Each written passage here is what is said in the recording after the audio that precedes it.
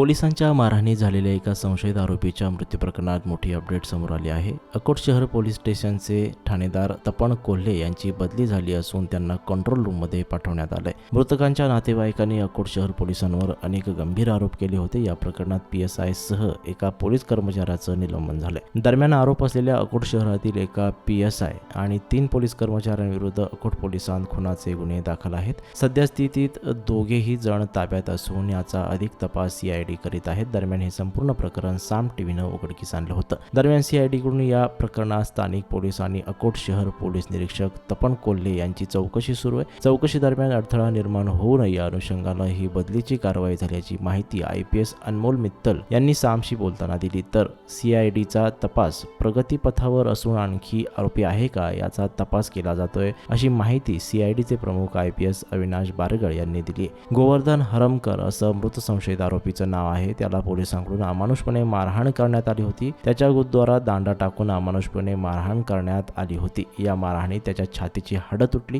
त्यानंतर पोलिसांनी तातडीने त्याला एका ऑटो रिक्षा चालकाला बोलावत खासगी रुग्णालयात दाखल केलं, पण उपचारादरम्यान त्याचा मृत्यू झाला। हे सर्व प्रकरण 16 जानेवारी ते 18 जानेवारीच्या कालावधीत घडलं होतं। मात्र या एवढ्या गंभीर प्रकरणात अकोला पोलिसांकडून कोणतीही कारवाई करण्यात येत नव्हती। अखेर कुटुंबियांना विशेष पोलीस महानिरीक्षक कार्यालय गाठलं। त्यानंतर त्यांनी चौकशीची मागणी केली। या प्रकरणात मृतकाच्या वैद्यकीय अहवाल आणि कुटुंबियांच्या तक्रारीनुसार खुनाचे गुन्हे दाखल करण्यात आले होते। पोलीस उपनिरीक्षक राजेश जवरेसर, पोलीस कॉन्स्टेबल चंद्रप्रकाश सोळंके या दोघांनाही ताब्यात घेतलं असून ते कारागृहात आहेत। विशेष म्हणजे विधान परिषदेचे उपसभापती नीलम गोरे यांनी या प्रकरणाची दखल घेत त्यावेळी पोलिसांना गांभीर्यानं चौकशी करण्याचे निर्देश दिले होते।